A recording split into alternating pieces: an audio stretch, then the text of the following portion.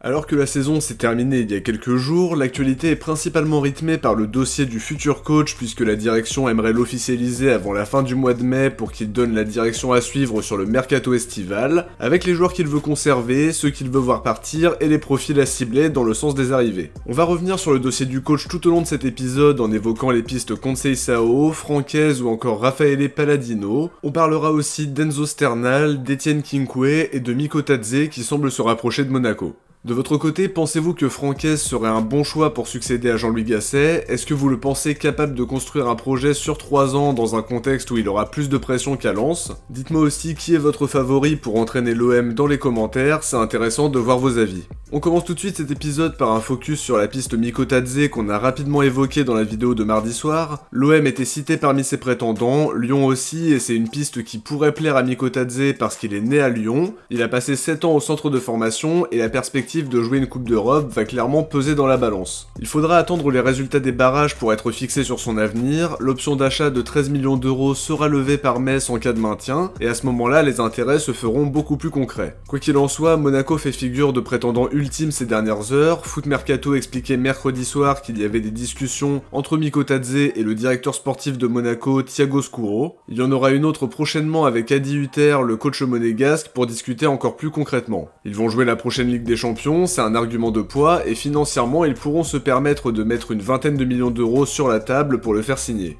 Dans les derniers épisodes, on a fait le point sur les Olympiens qui sont retenus en sélection, mais on attendait encore quelques listes. Amir Murillo fait en tout cas bien partie de la liste du Panama pour le rassemblement du mois de juin, avec la Copa América en ligne de mire. On attend maintenant les listes de Walid Regragui et d'Aliou Cissé pour savoir si Ndiaye et Sarr seront retenus, même chose pour Harit et Ounahi côté marocain. Petit point maintenant sur l'avenir d'Enzo Sternal. On expliquait dans le dernier épisode qu'il avait refusé une offre de prolongation parce qu'il n'est pas convaincu par le projet qui lui a été proposé. La direction semble vouloir prendre le temps avec lui, mais il veut s'entraîner régulièrement avec le groupe pro et je trouve ça normal parce qu'il est très bon en U19. C'est un talent qu'il ne faut pas laisser filer, il est très prometteur, mais s'il a l'impression qu'il n'a pas de perspective d'avenir ici, ce sera compliqué de le convaincre de prolonger. Meno1325 expliquait sur son compte Twitter que Lille avait approché le joueur en lui proposant un salaire doublé par rapport à ce que lui propose l'OM. À voir s'ils iront plus loin dans ce dossier, mais Sternal semble vouloir des garanties de temps de jeu et des certitudes sur le projet dans lequel il s'engage. Est-ce qu'il y aura de l'espace pour lui? De ce que j'ai compris de l'info, c'est le projet sportif qui ne l'a pas convaincu. Il va avoir plus de garanties sur son développement, mais ça ne semble pas être un problème d'argent à la base.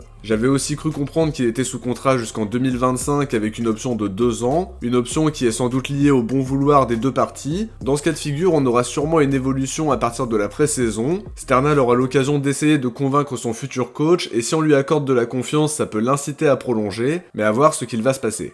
On passe maintenant au dossier du coach qui est vraiment le cœur de l'actualité olympienne ces derniers jours et ça va être le cas jusqu'à début juin minimum. Le premier dossier sur lequel on va revenir c'est le dossier Paulo Fonseca. Les dernières nouvelles ont confirmé la tendance des derniers jours. Il va s'engager avec Milan pour un contrat de 3 ans avec un salaire annuel de 3 millions d'euros d'après les informations de Calcio Mercato. Daniele Longo a expliqué il y a quelques heures que l'OM n'était plus dans la course pour Fonseca depuis maintenant une dizaine de jours. C'est finalement très logique parce qu'on ne pouvait pas rivaliser avec Milan, ils viennent de se qualifier en Ligue des Champions et financièrement ils pouvaient plus facilement accéder aux demandes de Fonseca et clairement avec l'absence de Coupe d'Europe on ne faisait pas le poids. Dans la journée de mercredi, on a entendu parler de la piste Franquez. Sacha Tavolieri expliquait que l'OM faisait partie de ses prétendants parce que la direction cherche un coach qui connaît bien le championnat. Il ajoute que Mehdi Benassia a discuté avec Franquez au mois d'avril et que ça confirme que la piste est concrète. Benassia a réagi lui-même en affirmant que c'était faux. Santi Aouna a apporté des précisions sur le démenti de Benassia en expliquant qu'il démentait des discussions en direct avec Franquez, mais pour autant qu'il ne démentait pas l'intérêt pour le coach lensois.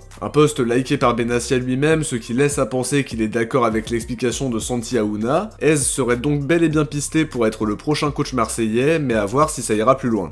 L'autre piste qui a circulé ces dernières heures, c'est la piste Raffaele Palladino. On en a parlé dans le dernier épisode, il fait partie de ces coachs qui plaisent à Longoria. Une information confirmée par Sky Sports, c'est une piste qui semble plus crédible parce qu'il est en fin de contrat à Monza. Financièrement, c'est plus abordable que des noms comme Conceição ou Fonseca. C'est un jeune coach qui a réalisé de belles choses avec Monza, qui a montré qu'il était capable de composer avec un effectif qui n'est pas hyper ambitieux sur le papier. Il n'a pas hésité à s'appuyer sur des jeunes joueurs comme Warren Bondo et un petit peu Samuele Vignato bientôt, donc il pourrait s'appuyer sur le centre de formation. Maintenant à voir s'il peut composer avec la pression marseillaise et l'obligation d'avoir rapidement des résultats pour retrouver la Ligue des Champions la saison prochaine. Ça c'est une autre question, mais la piste Palladino pourrait s'accélérer si les pistes prioritaires n'aboutissaient pas à mon sens. Il y a une piste qui revient énormément ces dernières heures et ça me semble quand même très surprenant au vu de notre situation, mais apparemment il ne faut pas enterrer la piste Sergio Conceição. Di Marzio, qui est réputé pour être très fiable, a glissé dans un article ce mercredi que Sergio Conceição se dirigeait vers Marseille puisque l'OM allait essuyer le refus de Fonseca. Le Parisien ajoute qu'il y a bien eu un rendez-vous entre les représentants marseillais et Jorge Mendes autour du 14 mai pour discuter concernant Conceição. Longoria tient le coach portugais en haute estime, il le voit comme un vrai meneur d'homme avec un caractère volcanique qui colle bien au club. Une source interne affirme que c'est une vraie possibilité, seulement Conceição est totalement focalisé sur la finale de Coupe du Portugal qui se jouera dimanche face au Sporting. Il veut partir la tête haute en ramenant un trophée. L'entourage de Conceição a réagi à l'intérêt de l'OM, apparemment il apprécie le côté volcanique du club, il suit avec attention la Ligue 1, mais il ambitionne surtout de conquérir la Ligue des Champions dans les prochaines années, et forcément à l'heure actuelle ce qui attend le prochain coach à Marseille c'est une saison sans Coupe d'Europe, donc c'est quand même moins vendeur. Longoria devra donc traiter à nouveau avec Jorge Mendes qui avait placé Gattuso il y a quelques mois, qui avait tenté de placer Lopetegui par la suite et qui tentera aussi d'obtenir des montants assez importants dans l'opération. Ce qui me surprend un peu c'est que Conceição soit intéressé par le projet olympien, on ne sera pas européen la saison prochaine, on n'aura donc pas des moyens extensibles, il y a quand même un gros chantier qui s'annonce, peut-être qu'il est séduit par l'idée d'avoir carte blanche sur le projet et de s'imaginer à Marseille pendant 3 saisons. En tout cas il serait la priorité de la direction, le compte Mercado 1893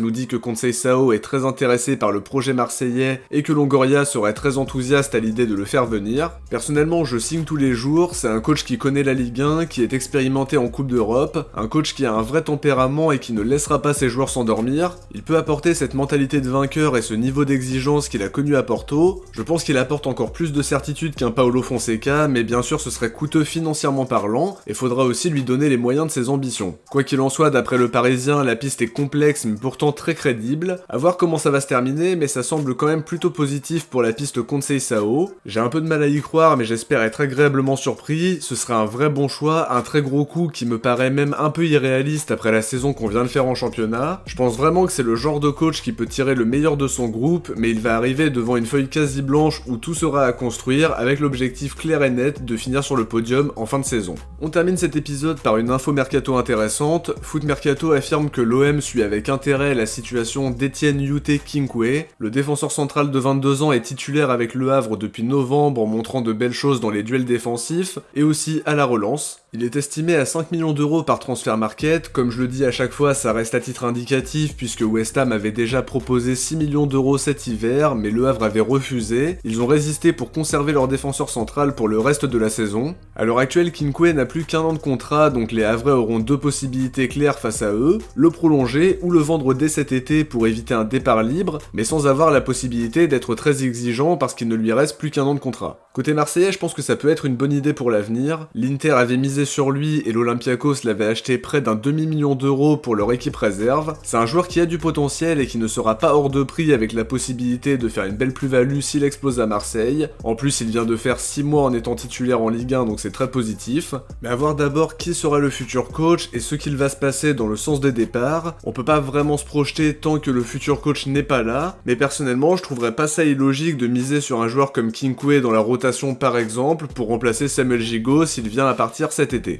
De mon côté, j'arrive à la fin de cet épisode, j'espère que ça vous a plu, comme d'habitude si c'est le cas, n'oubliez pas de laisser un like avant de partir pour le référencement, c'est super important, merci à tous ceux qui y pensent à chaque fois. Je vous invite aussi à vous abonner en activant la cloche pour ne rien louper de toute l'actualité de l'OM qu'on va suivre ensemble sur la chaîne tout au long de l'été. Si vous avez regardé cet épisode jusqu'au bout, écrivez Conceição dans les commentaires. De mon côté, je vous dis à très vite pour une prochaine vidéo, ciao, portez-vous bien et surtout allez l'OM.